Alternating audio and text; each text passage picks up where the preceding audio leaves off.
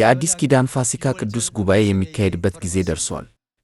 በዓለም ዙሪያ ያሉ የጽዮን አባላት በሙሉ አሁን የፋሲካን በዓል በጋራ እያከበሩ ነው። ዛሬ ይህንን ትርጉም ያለው ፋሲካ እንድናከብር ዕድል ሰጥቶን ስለባረከን ለእግዚአብሔር ኤሎሂም ዘላለማዊ ምስጋናና ክብር አቀርባለሁ። እግዚአብሔር በዚህች ምድር ላይ ከሰጣቸው ትምህርቶች መካከል ፋሲካ ዋነኛ እውነት ተደርጎ ሊወሰድ ይችላል። በየትኛውም ዘመን እግዚአብሔር በፋሲካ ለሰው ልጆች አስደሳች የሆነውን የድነት ዜና እየገለጠ በፋሲካ ሁልጊዜ ታላላቅ ሥራዎችን አድርጓል።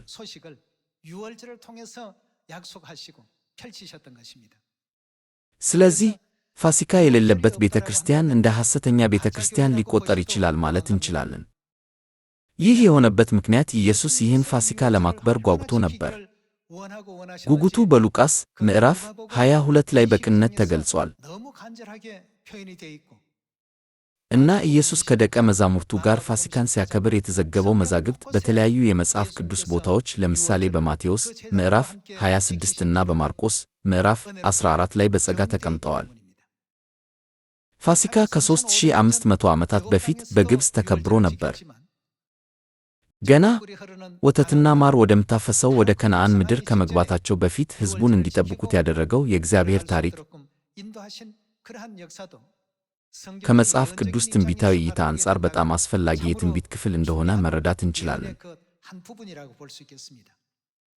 ከዚያን ጊዜ በኋላ ፋሲካ አላበቃም። ይልቁንም በእግዚአብሔር ትምህርት መሠረት በይሁዳ መንግሥት ዘመንም ቢሆን መከበሩን ቀጥሏል። እንደ ዮስያስና ሕዝቅያስ ያሉ ነገሥታትም ፋሲካን በማክበር ከእግዚአብሔር ታላቅ በረከት ካገኙት መካከል ይገኙበታል። ያ ታሪክ ቀጥሏል፣ ያለ ችግር ይቀጥላል።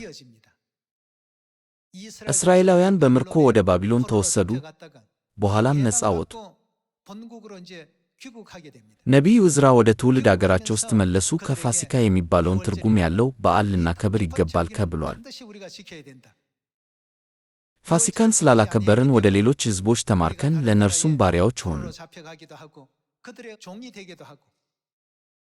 ሀገራችን ጠንካራ ሆና መቀጠል ያልቻለችበት፣ ነገር ግን ወደ ደካማ ሀገርነት የተሸጋገረችበት ብዙ ምክንያቶች አሉ። ከነሱ አንዱ የእግዚአብሔርን ቅዱስ ትምህርቶች በትክክል ባለመታዘዛችን ነው። ስለዚህም ነቢዩ ዕዝራ ፋሲካን በቅንዓት ያከበረበት ታሪክ በመጽሐፍ ቅዱስ ውስጥ በመጽሐፈ ዕዝራ ታሪክ ውስጥም ይገኛል። ያ ብቻ አይደለም። ከ2000 ዓመታት በፊት በፋሲካ ወቅት ኢየሱስ ይህን ፋሲካ ከእናንተ ጋር ልበላ እጅግ ጓጉቼ ነበር ብሎ ተናግሮ ነበር። እናም ለሰው ልጆች እጅግ ውድ የሆነ ውርስ አድርጎ የተወው እውነት ይህ ነው።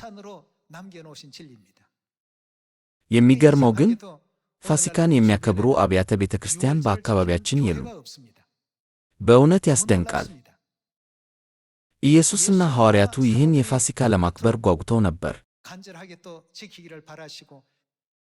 ሐዋርያው ጳውሎስም በመጽሐፍ ቅዱስ ውስጥ እንደ ቆሮንቶስ ባሉ የአውሮፓ ክልሎችም እንኳ ሳይቀር ጉዞውን በማስፋፋት የአዲሱን ኪዳን የፋሲካን እውነት በብርቱ ሰብኳል። ኢየሱስ ክርስቶስ በመስቀል ላይ ከሞተ በኋላ በሦስተኛው ቀን ተነስቷል። ከዚያም ከ40 ቀን በኋላ ከደብረ ዘይት ወደ ሰማይ ጨረገ። በቀድሞዋ ቤተ ክርስቲያን ላይ የመንፈስ ቅዱስን ዝናብ በ50ኛው ቀን አፈሰሰ።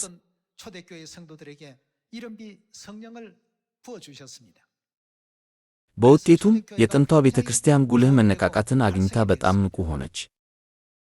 በኢየሱስ ቃል በቃል የተማሩት ደቀ መዛሙርት ብዙ አባላትን አሳድገው የኢየሱስ ክርስቶስን ትምህርቶች ሙሉ በሙሉ ሰብከዋል። ስለዚህ ለ300 ዓመታት ያህል በበርካታ የደቀ መዛሙርት ትውልዶች ፋሲካ በዚህ ምድር ላይ እንደ የመጨረሻው እውነት ያለማቋረጥ ቀጥሏል።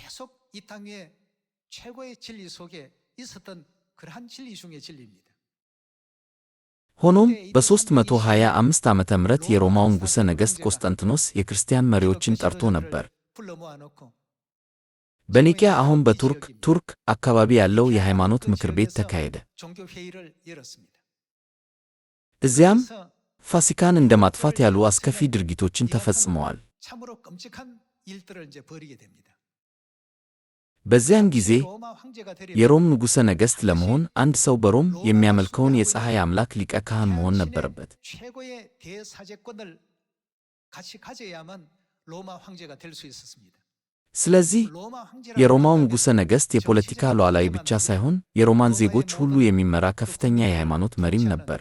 종교적인 최고의 또 수장이기도 했습니다. የፀሐይ አምላክ አምልኮ የበላይ መሪ በእግዚአብሔር ላይ ያለውን እውነተኛ እምነት ሊቀበል አልቻለም። 신앙을 올바르게 인정할 턱이 없습니다. ስለዚህም 최고의 ፋሲካ የመጨረሻው እውነት ከዚያን ጊዜ ጀምሮ መጥፋት ጀመረ። 명맥이 끊어지게 되는 것이죠. ፋሲካ ከሙሴ ጀምሮ እስከ ኢየሱስ ዘመን ድረስ ይከበር ነበር። 예수님 시대까지도 예수님의 ፋሲካ እስከ ኢየሱስ ደቀ መዛሙርት ዘመን ድረስ ከምድር ላይ አልጠፋም ነበር። 사라지지 않았습니다. 그건 기독교 역사 ይህም በክርስትና ታሪክ ውስጥ ሁሉ ተረጋግጧል። ይሁን እንጂ የሮማ ንጉሠ ነገሥት በሌላ አነጋገር የፀሐይ አምላክ አምልኮ ሊቀ ካህናት የዓለምን ኃይል በመጠቀም የፋሲካን እውነት ደመሰሰው። 세상의 권력을 가지고 이제 없애게 되는 겁니다. ሕጉን የማያከብሩ ክርስቲያኖች በዘፈቀደ ግድያ ተፈጽሞባቸዋል። ተደብቀው እንዲኖሩና በማስመሰል የአኗኗር ዘይቤዎችን እንዲከተሉ ተገደዋል። 금욕주의 생활에 들어가게 된 것이죠. በዚህ መንገድ ፋሲካ በጭቆና ውስጥ ገባ። 압제를 받고 በገጹ ላይ 기독교를 ለክርስትና አጥብቆ የደገፈ ይመስላል። 합니다만 내면적으로 ነገር ግን በ321 ዓመተ ምህረት ሰንበትን ሽሮ የይሁዳ አምልኮን አስተዋወቀ። 안식일을 없애고 일요일 제도를 이제 태양신 የፀሐይ አምላክ የአምልኮ ቀን እሁድ ነበር። 그러한 예배일이 일요일이었습니다. 그럼 그 이전까지 እስከዚያው ድረስ ክርስቲያኖች አምልኳቸውን የሚያደርጉት በየትኛው ቀን ነው? 우리 하나님의 교회처럼 ልክ ዛሬ እንደ እግዚአብሔር ቤተ ክርስቲያን አገልግሎት ሁሉ በቅዳሜ እያደረጉ ነበር። 토요일 날 예배드렸다는 것은 በመካከለኛው ምስራቅ ያሉትን የአይሁድ ሕዝብ ስንመለከት ቅዳሜ ያመልኩ እንደነበር ለመረዳት ቀላል አይደለም። 우리가 쉽게 이해할 수가 있지 않습니까? ከዚያ በፊት የእሁድ አምልኮ የሚባል ነገር አልነበረም። 없었습니다. ነገር ግን በ321 ዓመተ ምህረት በሮም ንጉሠ ነገሥት ወደ ቤተ ክርስቲያን ገባ። 접목되기 시작했고 በ325 ዓመተ ምህረት ደግሞ ፋሲካ የሚባለው የእውነት ሥርዓት ተወገደ። 이 제도가 없어져 버리게 된 것입니다. 그럼 유월절이 ታዲያ 왜 중요한지 ፋሲካ በጣም አስፈላጊ የሆነው ለምንድን ነው? 우리가 하나님을 가리켜서 ፋሲካ ባይኖር ኖሮ እግዚአብሔርን ከአባት ከእናት የምንልበት መንገድ ሙሉ በሙሉ ይዘጋል። 다 차단이 되게 되는 것입니다. በፋሲካ እውነት የእግዚአብሔርን ሥጋና ደሙን እንድንወርስና ልጆቹ እንድንሆን እግዚአብሔር የሰውን ልጅ ሥጋ የምንበላበት ደሙን የምንጠጣት ሥርዓት ፈቀደልን። 제도를 유월절이라는 진리 속에 약속을 해 놓으셨습니다. ዛሬ ፋሲካ ለሰማያዊው ቤተሰብ አባላት በጣም አስፈላጊ ነው። 아주 중요한 날이죠. በዓለም ላይ ባሉ ምሁራን አስተያየት ሳይሆን የእግዚአብሔርን ፈቃድ የያዘው በመጽሐፍ ቅዱስ ውስጥ ያለው ፋሲካ አስፈላጊነት እንደገና 확인을 해 보시면서 유월절의 그 중요함을 다시 한번 되새겨 보시고 유월절을 ፋሲካን እስከ ዓለም ፍጻሜ ድረስ ልናከብረውና የእግዚአብሔርን ፈቃድ ለሰዎች ሁሉ በትክክል ማስተላለፍ አለብን። 전할 수 있는 여러분과 제가 꼭 되셔야 되겠습니다. በማቴዎስ ወንጌል ምዕራፍ 26 ቁጥር 17 ላይ ያለውን የእግዚአብሔርን ቃል እንመልከት። 17절의 말씀 함께 보시겠습니다.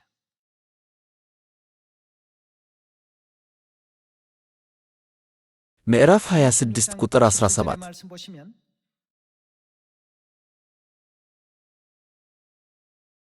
በቂጣ በዓል የመጀመሪያ ቀን ደቀ መዛሙርቱ ወደ ኢየሱስ ቀርበው ፋሲካን እንድትበላ የት እንድናዘጋጅልህ ትፈልጋለህ? አሉት። 어디서 예배하기를 원하시나이까라고 여쭈었습니다. ደቀ መዛሙርቱ ኢየሱስን ይህን ጥያቄ ጠየቁ። 제자들이 예수님께 여쭈었을 때 ቁጥር 18 እርሱም ወደ ከተማ ሄዳችሁ እገሌ የተባለውን ሰው መምህር ጊዜ ተቃርቧልና ከደቀ መዛሙርቴ ጋር ፋሲካን በቤትህ አከብራለሁ ብሏል በሉት አላቸው። ደቀ መዛሙርቱም ኢየሱስ ባዘዛቸው መሠረት የፋሲካን ራት አዘጋጁ። በዚህ መንገድ ለደቀ መዛሙርቱ መልሱን ሰጣቸው። ኢየሱስም ፋሲካን አከበረ። ምክንያቱም ፋሲካ በጣም ጠቃሚ የሆነ የእግዚአብሔር ኪዳን ስላለው ነው። ስለዚህም በመጀመሪያ ፋሲካን የማክበሩ ምሳሌ ትቶልናል። በቅርቡ ከተጠመቁትና ለመጀመሪያ ጊዜ ፋሲካን ካከበሩት መካከል ሌሎች አብያተ ክርስቲያናት በማያከብሩ ጊዜ የእግዚአብሔር ቤተ ክርስቲያን ፋሲካን የምታከብረው ለምንድን ነው የሚለውን ጥያቄ የሚጠይቁ አንዳንድ አባላት ሊኖሩ ይችላሉ። ዓላማችን የእግዚአብሔርን ፈቃድ የሚከተል እምነት እንዲኖረን ነው። ወደ መንግሥተ ሰማያት እንዲመራን የተሰጠውን የእግዚአብሔርን ትምህርት ካልተቀበልን እምነታችን ምን ትርጉም ይኖረዋል? እግዚአብሔር እንድንጠብቀው እኮ አዞናል። ስለዚህ ዓለም ሁሉ ባይጠብቀውም ዓለምን መከተል አለብን? በእምነት ያለንበትን የእግዚአብሔርን ትምህርት መከተል እንዳለብን አምናለሁ። ፋሲካ እንዴት እንደሚዘጋጅና እንደሚከበር እስቲ ይመልከት። ቁጥር 26 ቁጥር 26ን እንመልከት። እየበሉ ሳሉ ኢየሱስ እንጀራን አንስቶ ባረከ፣ እርሱም ለደቀ መዛሙርቱ በመስጠት እንካችሁ ብሉ፣ ይህ ሥጋዬ ነው እኮ አላቸው። በዚህም የፋሲካን እንጀራ በመቁረስ የፋሲካ እንጀራ ቅዱስ ሥጋው መሆኑን ገለጠልን።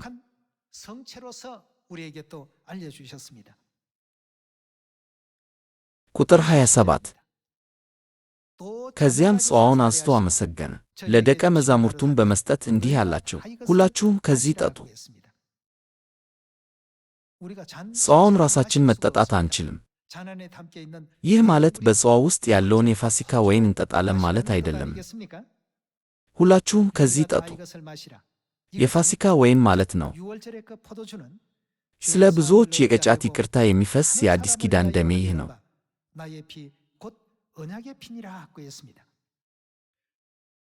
ኢየሱስ ፋሲካን አስመልክቶ ይህን ጉልህ ትርጉም አስቀምጦ ነበር። የፋሲካን እንጀራ ቆርሶ ሰጣቸውና ይህ ሥጋዬ ነው በማለት ቅዱስ ሥጋውን ሰጣቸውና ለብዙዎች የኃጢአት ይቅርታ ትርጉም ያለውን የፋሲካ ወይን ጠጅ ሞላው።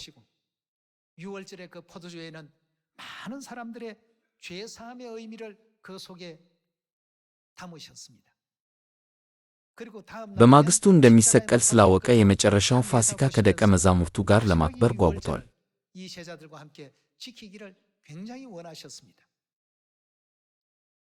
ዛሬ በክርስትና ውስጥ ፋሲካ አለመኖሩ በጣም አስገራሚ ነው።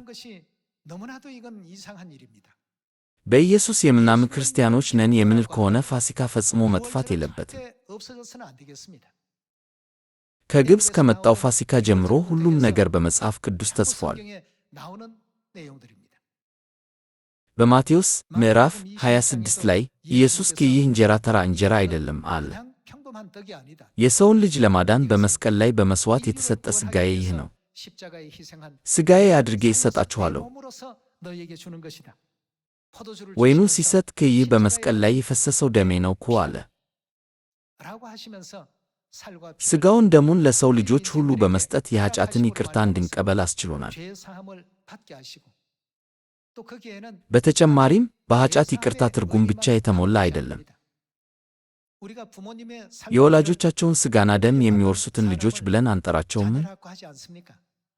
ለዚህም ነው በፋሲካ ላይ የሚካፈሉ ሁሉ እግዚአብሔርን አባት ብለው የሚጠሩት።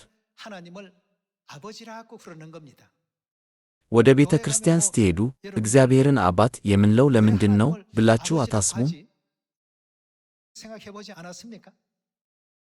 ከእኔ በፊት ያሉ እምነት ያላቸው አባት ብለው ስለሚጠሩት እኔም አባት ብዬ ልጠራው ይገባኛል ብላችሁ ብቻ ታስባለሁ።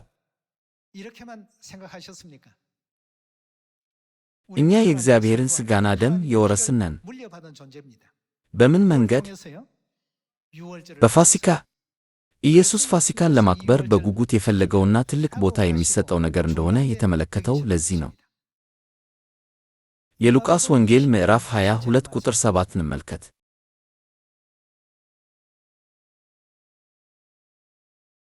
የሉቃስ ወንጌል ምዕራፍ 22 ቁጥር 7 ከዚህ በኋላ የፋሲካ በግ የሚታረድበት የቂጣ በዓል ደረሰ። ኢየሱስም የፋሲካን እራት እንድንበላ ሄዳችሁ አዘጋጁልን ብሎ ጴጥሮስንና ዮሐንስን ላካቸው። ኢየሱስ ዋና ደቀ መዛሙርቱን ጴጥሮስንና ዮሐንስን በላካቸው ጊዜ ሂዱና ፋሲካን ለማድረግ ተዘጋጁ በማለት በቀጥታ አዘዛቸው። 이럴 정도로 ስለዚህም 이 ፋሲካ እንደ አንድ አስፈላጊና የክርስትና ማዕከላዊ እውነት ሆኖ ሊታይ ይችላል። 진리라고 볼 수 있습니다. ሰዎች እሱን ለማጥፋት ስለሚሞክሩ ዝም ብለን መከተል የለብንም። 우리는 그리스도를 በኢየሱስ ክርስቶስ ስለምናምን 예수님께서 ልክ ኢየሱስ እንዳዘዘን ፋሲካን ማክበርና ማቆየታችንን እንቀጥላለን። 이 시간까지도 그대로 보존하고 지키고 있습니다. ቁጥር 7ን እንደገና እናንብብ። 10절의 말씀 다시 봅니다. ከዚህ በኋላ የፋሲካ በግ የሚታረድበት የቂጣ በዓል ደረሰ። 베드로와 요한을 보내시며 가라사대 ኢየሱስም የፋሲካን እራት እንድንበላ ሄዳችሁ አዘጋጁልን ብሎ ጴጥሮስንና ዮሐንስን ላካቸው። 여짜오되 እነርሱም የት እንድናሰናዳ ትፈልጋለህ አሉት። 이르시되 እርሱም እንዲህ አላቸው፣ 너희가 성내로 እነሆ 물한 ወደ 동이를 ከተማ 가지고 ስትገቡ 가는 የውሃ 사람을 እንስራ የተሸከመ ሰው 그리에 ያገኛቸዋል። 들어가는 집으로 따라 እርሱ 들어가서 ወደሚገባበት ቤት ድረስ ተከተሉት። 선생님이 내게 하는 ለቤቱም ባለቤት 내가 መምህሩ 제자들과 ከደቀ መዛሙርቴ ጋር የፋሲካን እራት የምበላበት የእንግዳ ክፍል ወዴት ነው 하시더라 하라. ይልሃል በሉት። 그리하면 እርሱም በሰገነት ላይ ያለውን ተነጥፎ የተዘጋጀ ሰፊ አዳራሽ ያሳያቸዋል። በዚያም አሰናዱልን። 그 하시던 말씀대로 እነርሱም ሄደው ልክ ኢየሱስ እንደነገራቸው ሆኖ አገኙ። 유월절을 예비하여 ምን አደረጉ? ፋሲካንም በዚያ አዘጋጁ። 만반의 이제 준비를 ፋሲካን ለማክበር ሁሉም ዝግጅት አድርገው ነበር። 말씀 보시면 때가 ቁጥር 14 እንመልከት። ሰዓቱም በደረሰ ጊዜ፣ የፋሲካው ጊዜ በደረሰ ጊዜ ኢየሱስ ከሐዋርያቱ ጋር በማዕድ ተቀመጠ። እንዲህም አላቸው፣ ምን? መከራ ከመቀበሌ በፊት ይህን ፋሲካ አብሬያችሁ ለመብላት በጣም ስመኝ ነበር። ኢየሱስ በጣም ስመኝ ነበር አለ። አጽንዖት የምንጠቀመው መቼ ነው? አንድ አስፈላጊ ነገር ለማጉላት ስንፈልግ ነው። ታዲያ እዚህ ላይ አጽንዖት የተጠቀመው ማን ነው? ሁሉም ክርስቲያኖች የሚያከብሩት፣ የሚያገለግሉትና የሚከተሉት ኢየሱስ ክርስቶስ ነው። ኢየሱስ ክርስቶስ ሊያከብረው በጣም ይጓጓ የነበረው በዓል ምን ነበር? ፋሲካ ነበር። ሆኖም ግን ከእግዚአብሔር ቤተ ክርስቲያን በስተቀር ፋሲካ በዓለም አቀፍ መንደር ውስጥ አይከበርም። አንዳንድ ሰዎች ኢየሱስም ፋሲካን አከበረ ብለው ሲሰሙ የእናንተ መጽሐፍ ቅዱስ ከእኔ የተለየ አይደለምን ብለው ይመልሳሉና ከዚያ ከራሳቸው መጽሐፍ ቅዱሶች ጋር ያወዳድሩ። ይህ መጽሐፍ ቅዱስ በመጽሐፍ ቅዱስ ማኅበር የታተመ በመሆኑ ሁሉም አንድ ዓይነት ናቸው። ሁሉም መጽሐፍ ቅዱሶች ይህ ይዘት በተመሳሳይ መንገድ ተመዝግቧል። ታዲያ ለምን እኛ እናከብራለን ነገር ግን እነሱ አያከብሩም? ይህ በጣም እንግዳ ነገር ነው። በእርግጥም እነዚህን ነገሮች ስናይ ከኢየሱስ ትምህርቶች የሚርቁ ሰዎች ኑፋቄ ተብለው መጠቀስ አለባቸው ማለት እንችላለን።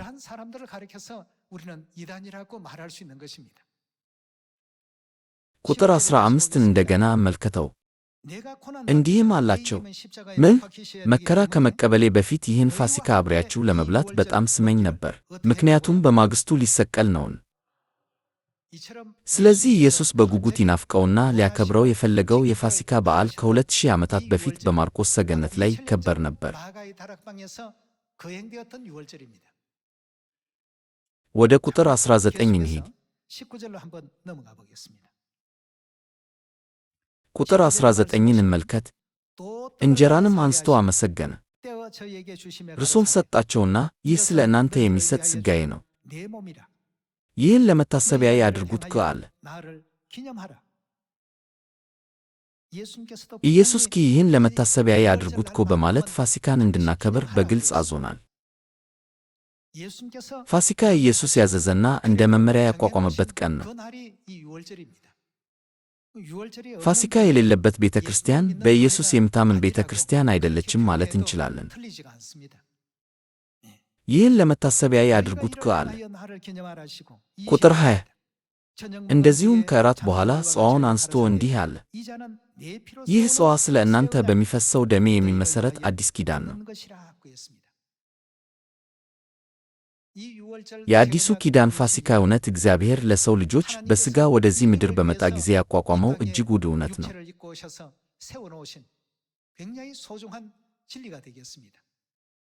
የአዲስ ኪዳን ፋሲካ እውነት የሌላት ቤተ ክርስቲያን የክርስቶስ ቤተ ክርስቲያን ልትባል አትችልም። ምክንያቱም እግዚአብሔር ከ3500 ዓመታት በፊት ከሙሴ ዘመን ጀምሮ የፋሲካን ታላቅ አስፈላጊነት አጽንዖት ስለሰጠው ነው። ዛሬ በዘጸአት ምዕራፍ 12 ላይ ያለውን የእግዚአብሔርን ቃል እንመልከት። ከ3500 ዓመታት በሚበልጥ ሲከበር የነበረው ፋሲካ በዚህ ዘመን አለመከበሩ በእውነት በእግዚአብሔር ፊት ያሳዝናል።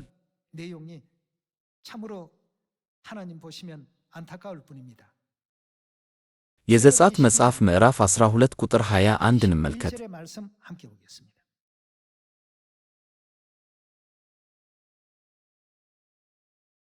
ምዕራፍ 12 ቁጥር 21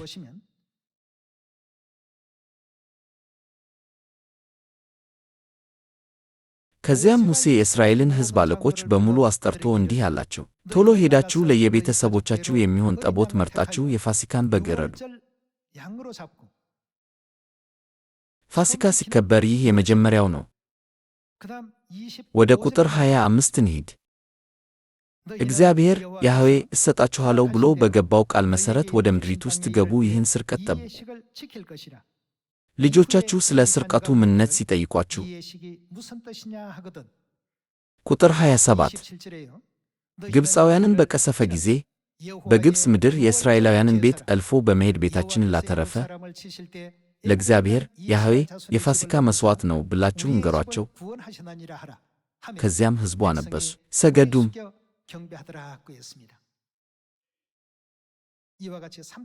ከ3500 ዓመታት በፊት እንኳ ሙሴ እስራኤላውያንን ከግብፅ ካወጣበት ጊዜ አንስቶ እግዚአብሔርን ፋሲካን ደጋግሞ መከበር እንዳለበት ሲያጎላው ቆይቷል። ቁጥር 43 እንመልከት።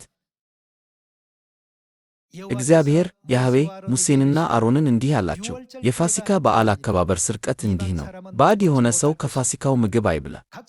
በገንዘብ የገዛኸው ማንኛው ባሪያ ከገረዘው በኋላ መብላት ይችላል።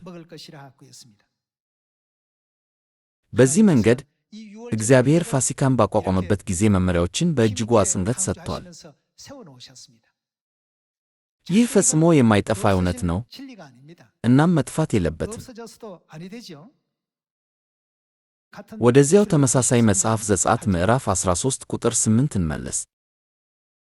በዚያችም ዕለት እኔ ይህን የማደርገው ከግብፅ ምድር በወጣሁበት ጊዜ እግዚአብሔር ያህዌ ስላደረገልኝ ነገር ነው ብለህ ለልጅህ ንገረው።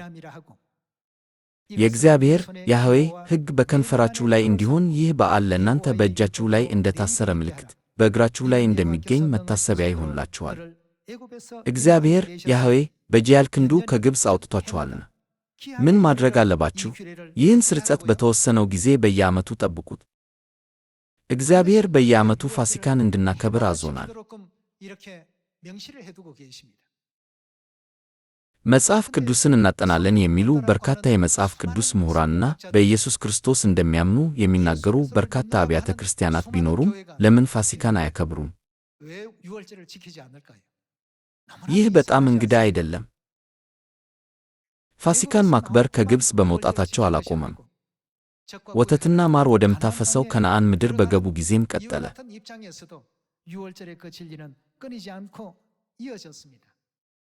ሙሴ ከሞተ በኋላ ሥልጣን የተረከበው ኢያሱን ምዕራፍ 5 ቁጥር 10ን በመመልከት እስራኤላውያንን እንዴት እንደመራ አመልከት።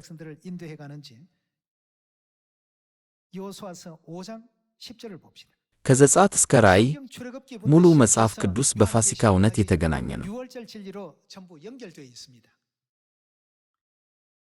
ኢያሱ ምዕራፍ 5ን እንመልከት።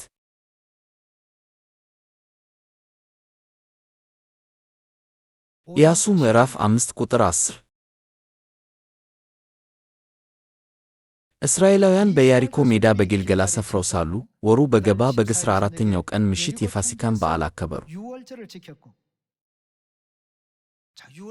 ሁላችሁም ፋሲካው አላለቀም፣ ይቀጥላል። በሁሉም ዘመናትና ታሪክ ውስጥ እግዚአብሔርን የሚያገለግሉ ሰዎች ፋሲካን ማስታወስና ማክበር አለባቸው። ሁሉም እስራኤላውያንም እንዲሁ አድርገዋል። ቁጥር 10ን እንደገና እመልከት። እስራኤላውያን በኢያሪኮ ሜዳ በጌልገላ ሰፍረው ሳሉ ወሩ በገባ በ14ኛው ቀን ምሽት የፋሲካን በዓል አከበሩ። ከፋሲካም በኋላ በዚያኑ ዕለት የምድሪቱን ፍሬ ማለት ያልቦካ ቂጣና የተጠበሰ እሸት በሉ። የምድሪቱ ፍሬ በበሉበት ቀን መናው መውረዱ ቀረ። ከዚያ በኋላ ለእስራኤላውያን መና አልወረደላቸውም። ነገር ግን በዚያኑ ዓመት የከነዓንን ምድር ፍሬ በሉ። በዚህ መንገድ ፋሲካን አክብረው ወተትና ማር ወደምታፈሰው ከነዓን ምድር ገቡ። ስለዚህም ከግብፅ ምድር እስከ ወተትና ማር ወደምታፈሰው ከነዓን ምድር ድረስ ፋሲካን በዘመነ መሳፍንት ዘመን እና ከምርኮ ነፃ በወጡበት ጊዜም እንዲቀጥሉ እግዚአብሔር አዘዛቸው።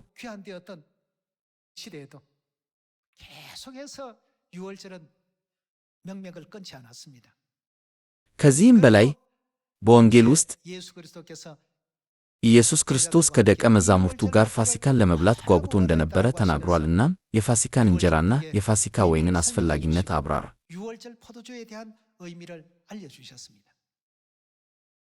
እርሱም ይህ እንጀራ ሥጋዬ ነው አለ።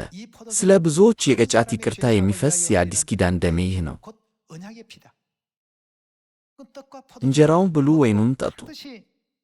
ይህንን አስታውሱና ይህንንም በየዓመቱ ያለምንም ማቋረጥ ማክበራችሁን አረጋግጡ። ምንም እንኳን ይህንን በዝርዝር ቢያስተምርም ዛሬ በኢየሱስ እናምናለን የሚሉት አብያተ ክርስቲያናት ይህንን አለማየታቸው በኢየሱስ አለማመንን ያሳያል።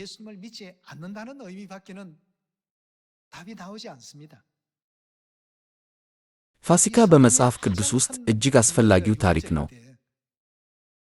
ነገር ግን በ325 ዓመተ ምህረት በሮም ውስጥ የፀሐይ አምላክ አምላኪዎች የበላይ መሪ የነበረው ፋሲካን አጠፋው። ዛሬ ለሁሉም አብያተ ክርስቲያናት ይህንን ሽረት መከተል ትርጉም የለውም። እንግዲያው የኢየሱስን ትምህርቶች እንደተሰጡን መቀበልና የሐዋርያትን ትምህርት መከተላችንን መቀጠል አለብን። ወደ መንግሥተ ሰማያት የሚወስደው መንገድ ነው። እናም እውነትን ለመከተል መንገድ ተደርጎ ሊታይ ይችላል። ስለዚህ በ66ቱ የመጽሐፍ ቅዱስ መጻሕፍት ላይ የእግዚአብሔርን ቃል ልንጨምር ወይም ልንቀንስ አይገባም ተብሏል። እግዚአብሔር ምንም ነገር እንዳለው አዞናል። ምንም ሳንጨምርና ሳንቀንስ የእግዚአብሔርን ቃል እንዳለ ከተቀበልን ስለ ፋሲካ ምን ማድረግ አለብን? ልናከብረው ይገባል። መጠበቅ ካልቻልን የምንፈልገውን መንፈሳዊ መዳን ማግኘት እንችላለን? ወደ ማቴዎስ ምዕራፍ 7 እንመለስ። ስለዚህ ጉዳይ ኢየሱስ የሰጠን ማስጠንቀቂያና ምክር አለ። የሰው ልጅ የወደፊት ዕጣ ፈንታ አስቀድሞ በመመልከት በእርሱ የተሰጠው እጅግ ወሳኝ ምንባብ ነው። ማቴዎስ ምዕራፍ 7 ቁጥር 21 እንመልከት።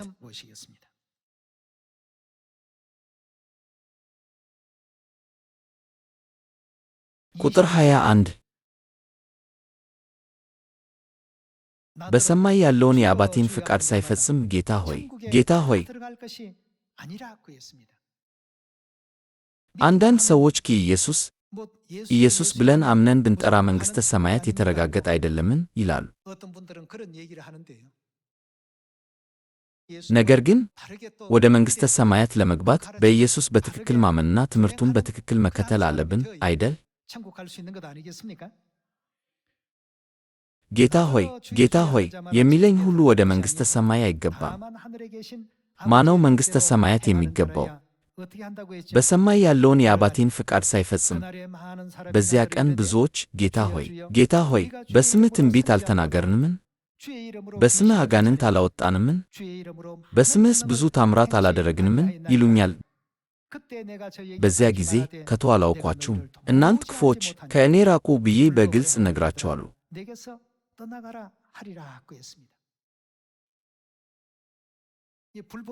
በሌላ አነጋገር የእግዚአብሔርን ሥርዓት መመሪያና ሕግ የማትጠብቁ ከእኔ ራቁ ማለቱ ነው።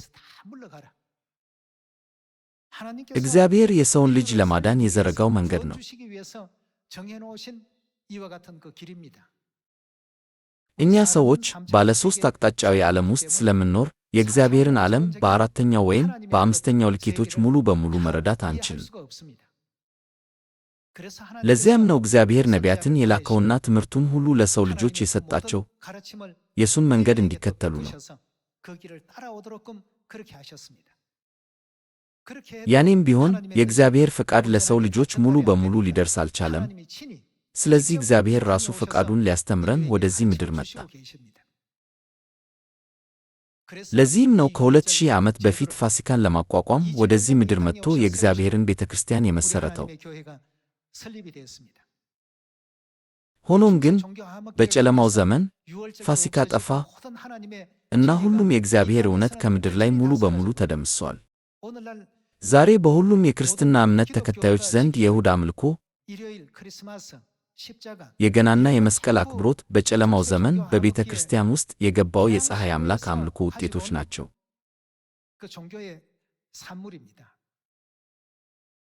እነዚህ ኢየሱስ ያስተማረን ትምህርቶች አይደሉም። ይህንን ባለማወቅ ሰዎች ብዙውን ጊዜ እምነት ካለኝ ወደ ሰማይ መሄድ እንደምችል እገምታለሁ ብለው ያስባሉ እና ማንኛውንም ቤተ ክርስቲያን ይመርጣሉ። ነገር ግን በመጽሐፍ ቅዱስ ውስጥ በተነገረው መንገድ የምትከተል ቤተ ክርስቲያን ማግኘት በጣም አስፈላጊ ነው። ዛሬ እኔና እናንተ የእግዚአብሔርን ሥጋና የከበረ ደሙን ጸጋ ለብሰን እግዚአብሔርን አባት ብለን ለመጥራት መመዘኛን አገኙ።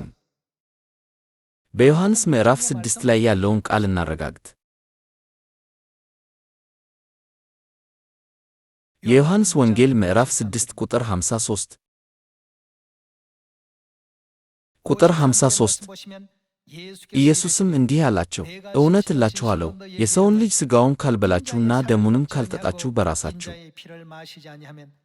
ምን የላችሁም? ሕይወት የላችሁም። ሕይወት የለም ማለት በመሠረቱ መሞት ማለት አይደለም። መጽሐፍ ቅዱስ በውስጡ የክርስቶስ ሥጋና ደም የሌለው ሰው እንደ ሞተ ይቆጠራል ይለናል። ቁጥር 54 ሥጋዬን የሚበላ ደሜንም የሚጠጣ ምን አላቸው? የዘላለም ሕይወት አለው፣ እኔም በመጨረሻው ቀን አስነሣዋለሁ። ወደ ቁጥር 55 እንሂድ። በቁጥር 55 ላይ ኢየሱስ እንዲህ ይላል፣ ሥጋዬ እውነተኛ ምግብ ደሜም እውነተኛ መጠጥ ነውን። ሥጋዬን የሚበላ ደሜንም የሚጠጣ በእኔ ይኖራል፣ እኔም በእርሱ እኖራለሁ። ሕያው አብ እንደላከኝ እኔም ከእርሱ የተነሣ በሕይወት እንደምኖር የሚበላኝም እንዲሁ በሕይወት ምን ይደርስባቸዋል? ይሆናሉ። ከእኔ የተነሣ ይኖራል። የዘላለም ሕይወትን ሊሰጠንና ወደ መንግሥተ ሰማያት የምንሄድበትን መንገድ ለመክፈት እግዚአብሔር ዛሬ የምናከብረው ፋሲካ እውነትን ፈቅዶልናል። የክርስትናንና የካቶሊክ ቤተ ክርስቲያንን ታሪክ ስታዩ ፋሲካን እንዳናከብር ያዘዘን እግዚአብሔር እንዳልሆነ ወይም በንጉሠ ነገሥት ሥልጣን የተሻረ እንደሆነ ማወቅ ትችላላችሁ። ይህ በሁሉም ሴሚናሮች በብዛት በሚጠቀሙባቸው የታሪክ መጻሕፍት ውስጥ ይገኛል። ሁሉም ነገር በዚህ መልኩ ቢመዘገብም አንዳንዶች አሁንም እስካሁን በተሳሳተ መንገድ ከተጓዝኩ በኋላ እንዴት ብቻዬን ትክክለኛውን መንገድ መሄድ እችላለሁ ብለው ይጠይቃሉ። ሁላችሁም የቱንም ያህል ሰዎች በስህተት በእግዚአብሔር ቢያምኑም እግዚአብሔር ትክክለኛውን መንገድ ከገለጸልን ፋሲካን ለማክበር ምን ማድረግ አለብን? ልክ እንደ ንጉሥ ኢዮስያስ መመለስ አለብን። ልክ እንደ ንጉሥ ሕዝቅያስ መመለስ አለብን። ከዚህ በፊት ይህን ያደረኩት ስለ ጉዳዩ ስለማላውቅ ነው። አሁን ግን ሁሉንም የሕጉን መጻሕፍትና የነቢያትን መጻሕፍት ካየው በኋላ እግዚአብሔር ፋሲካን እንድናደርግ እንዳዘዘን ግልጽ ነው። ስለዚህም ከንጉሥ ጀምሮ እስከ ሕዝቡ ሁሉም ፋሲካን አከበሩ። በመጽሐፍ ቅዱስ ታሪክ ውስጥ ድንቅና መልካም ትምህርቶች አሉ።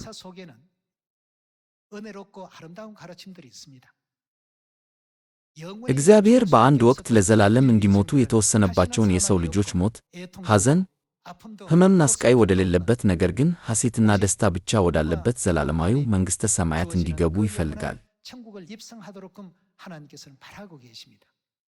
ይሁን እንጂ ያ መንገድ በጣም ተጣሟል። በተጣመመ መንገድ ወደ ሰማይ መሄድ አንችልም። ስለዚህ ሁሉም የጽዮን ልጆች በእግዚአብሔር የሚመራውን በመጽሐፍ ቅዱስ ውስጥ ያስተማረውን መንገድ ብቻ በታማኝነት መከተል የሚችሉት እንዲሆኑ እጠይቃለሁ። ደግሞም ለኤሎሂም አምላክ ለክርስቶስ አህንሳንጎንግና አዲሲቷ ኢየሩሳሌም ሰማያዊ ናት አዲሱን ኪዳን ፋሲካን ስለሰጡን ዘላለማዊ ምስጋናን ክብርንና ውዳሴን ማቅረብ እፈልጋለሁ። በዚህ የዛሬውን ስብከት ልቋጭ። በጣም አመሰግናለሁ።